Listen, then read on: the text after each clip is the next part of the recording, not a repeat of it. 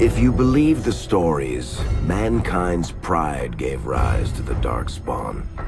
Countless in number and toxic to all life, Darkspawn search endlessly for an archdemon. When they find one, Darkspawn armies surge up from their corrupt barrows beneath the ground, and a blight begins. Grey Wardens are the only warriors capable of destroying an archdemon, and history always honors the one who sacrifices all to kill the beast. In the fifth blight, the Warden was the hero of Ferelden. Youngest child of Ferelden's powerful Terran Cousland. Betrayal saw the Cousland's ancestral castle burn, and the Terran and his wife slain. Duncan, a Grey Warden, helped the young noble escape to a new life with the Wardens. The allied Ferelden and Grey Warden forces met in Ostagar, where King Kaelin's armies and a host of Wardens gathered, ready to destroy the Darkspawn. But valor turned to despair as Loghain betrayed his king. Kaelin's forces were slaughtered, and the South was lost. The hero, now a full-fledged Grey Warden, survived with the aid of Flemeth, the mysterious Witch of the Wilds. Joined by Flemeth's daughter, Morrigan, and a Grey Warden named Alistair, the hero set out to build an army strong enough to abolish the Blight. With the traitorous Loghain now seated on Ferelden's throne, the Warden sought help from the influential Arl Eamon of Redcliffe. However, they arrived in Redcliffe to find the town under siege. As each night, undead rose in waves and assailed the battered village. With the hero's help, the people of Redcliffe stood fast against the undead horde. The Wardens reached Arl Eamon's castle only to find the Arl lying at the edge of death, and his court fallen into madness. To save his father's life, Eamon's young son, Connor, had made a deal with a demon, and quickly fallen victim to its possession. The hero intervened, freeing Connor from possession and breaking the demon's hold over Redcliffe. But deals with demons are never straightforward. The demon agreed only to save Eamon's life, not restore him to health. Arl Eamon needed a miracle to recover. The hero located an urn containing the sacred ashes of Andraste, which were said to cure any ailment. The urn was protected by ancient traps, tests of will, and a dragon-worshipping cult that wanted to twist the urn's power to its own ends. The urn remained pure, but mysteriously disappeared after the Wardens departed. Only the temple dedicated to it still stands.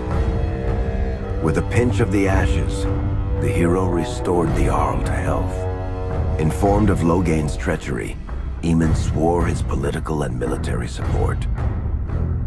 The circles of Magi are bound by oath to aid the Grey Wardens in times of blight. However, Lake Calenhad's tower could offer little help. One of its mages, Uldred, had become possessed by a pride demon and was twisting other circle mages into abominations. The hero fought to the top of the tower and defeated Uldred, saving the remaining mages. Grateful for their lives, the mages joined the Warden's army. The allies gained at the Circle were not the only soldiers to join the Warden's forces, however. Dalish elves don't usually make alliances, but even deep hatred can be set aside in the face of oblivion.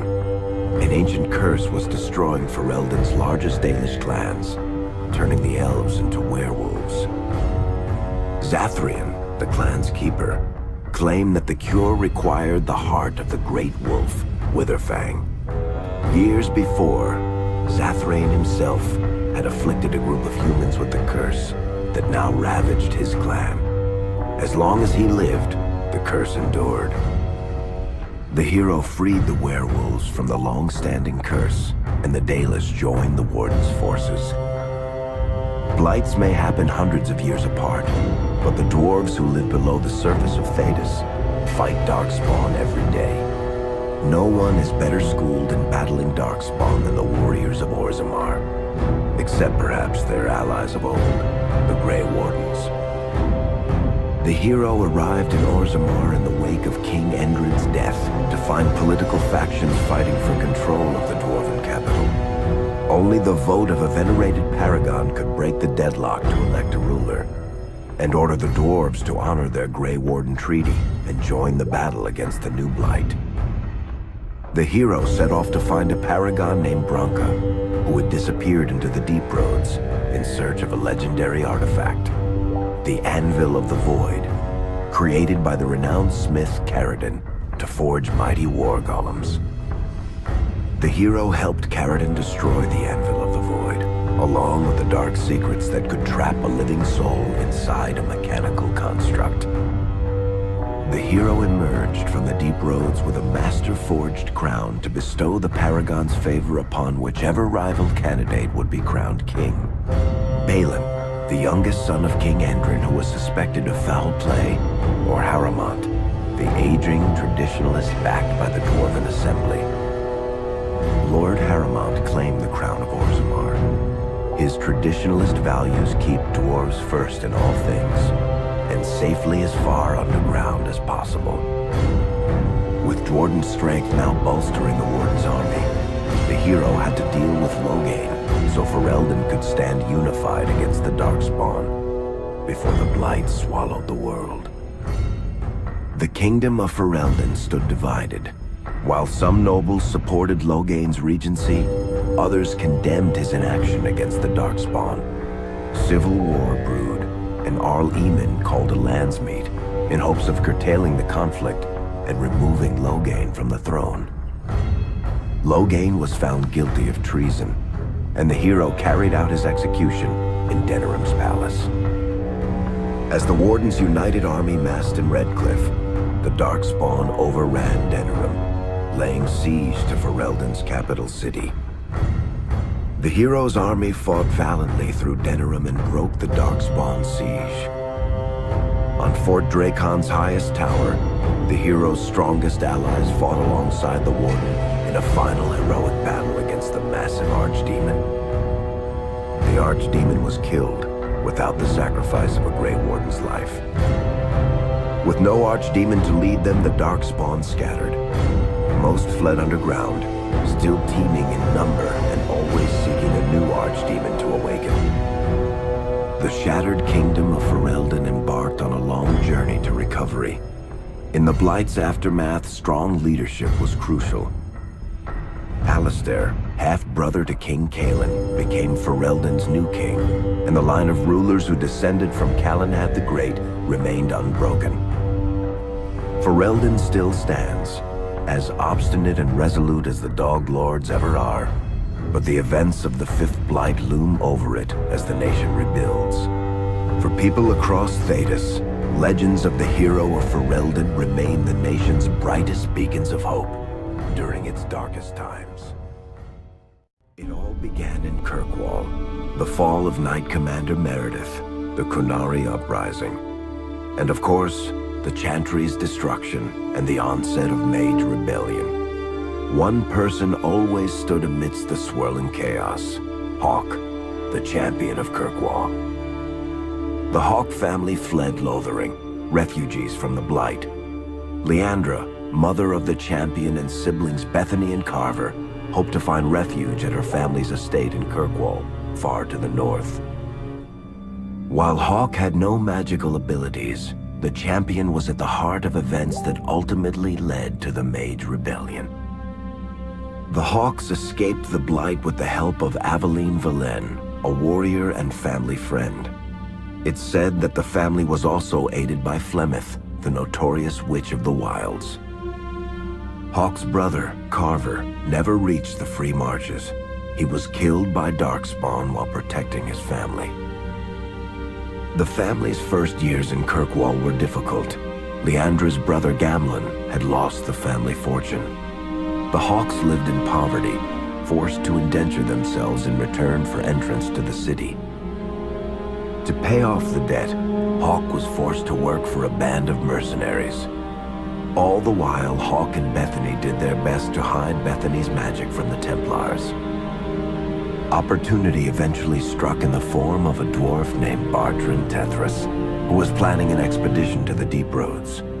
It was a long shot, but with gold gained from the expedition, Hawk could free the family from its criminal creditors and further Templar scrutiny.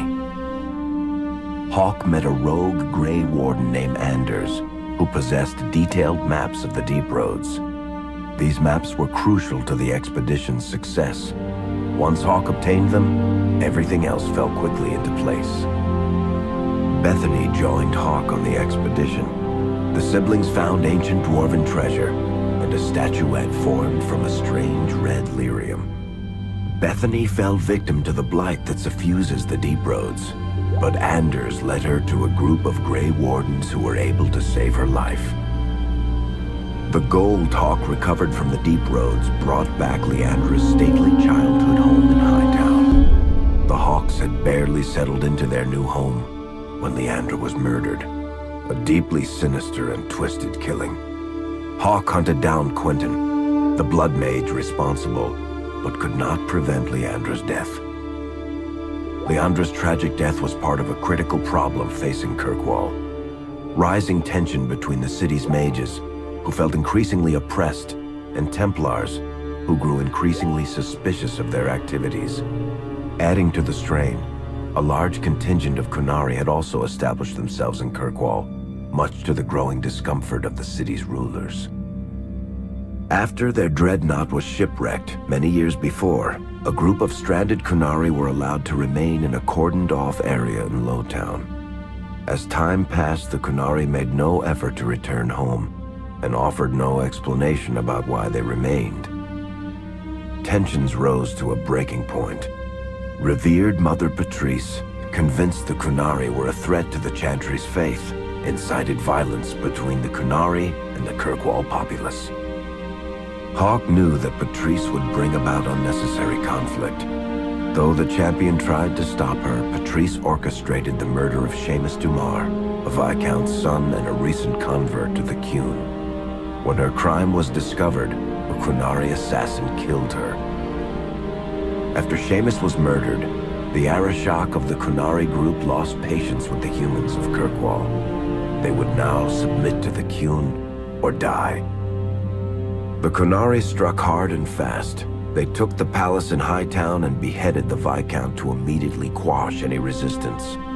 Aided by Knight Commander Meredith and First Enchanter Orsino, Hawk reached the palace and stood toe-to-toe with the fearsome Kunari leader. Hawk fought the Kunari leader. The fierce battle resulted in the Arishok's death and the liberation of Kirkwall from its brief occupation. The Kunari quickly withdrew from the city entirely. Hawk saved Kirkwall and earned the grudging respect of the city's Templars, mages, and nobility, along with the title that history remembers, the Champion of Kirkwall. Kirkwall's problems were still not over, however. After Viscount Dumar's death, Knight Commander Meredith took power and blocked all attempts to appoint a new Viscount.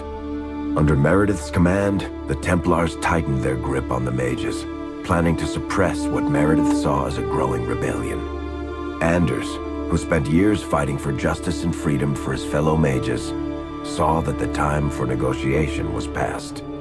He destroyed Kirkwall's chantry, killing hundreds, including Grand Cleric Elthina. This single act began a rebellion that spread from circle to circle, until all circles of Magi had risen up in defiance against chantry rule.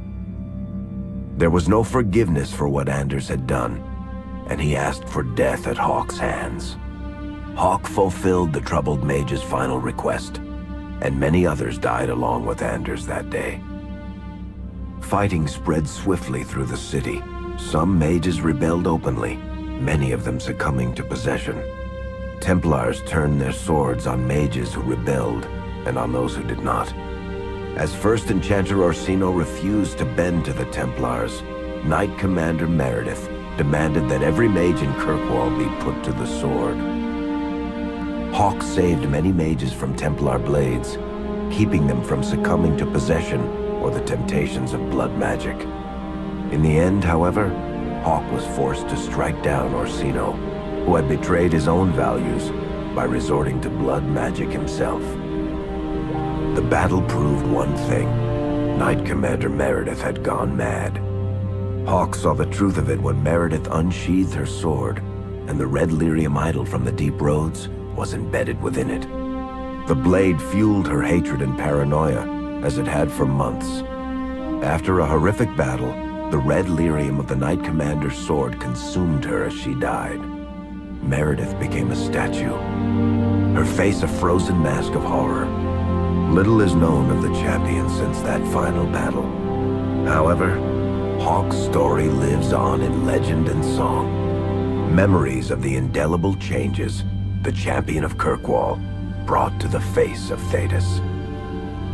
The Mage Rebellion in Kirkwall was felt throughout Thedas, the news spreading like wildfire. The Templars clamped down in response, but each new restriction only made things worse. Led by Grand Enchanter Fiona, the mages voted for independence. The Circle of Magi would govern itself, without the Chantry and especially without the Templars. The result was cataclysmic. 2 circles were destroyed. Those within killed to the last mage, before the rest fled into the wilderness. Perhaps the mighty Empire of Orlais could have intervened in the war before it began, but that was not to be. Grand Duke Espard began a deadly civil war against Empress Celine, vying for the Orlesian throne. The mages were offered safe haven in neighboring Ferelden, but the Templars followed, and so their battle spread across all of Thedas. As head of the Chantry, Divine Justinia ordered the Templars to stand down. They refused, declaring their own independence. Thus, the war began in earnest. Templars hunting mages, mages fighting Templars. Their clashes wreaked untold destruction, and all sense of order was falling to pieces. Divine Justinia made one final desperate bid to end the war. She approached the leaders of both sides and convinced them to come to a conclave held on neutral ground. With the Chantry to mediate, mages and Templars will talk for the first time since this all began. It is our last, and perhaps our only,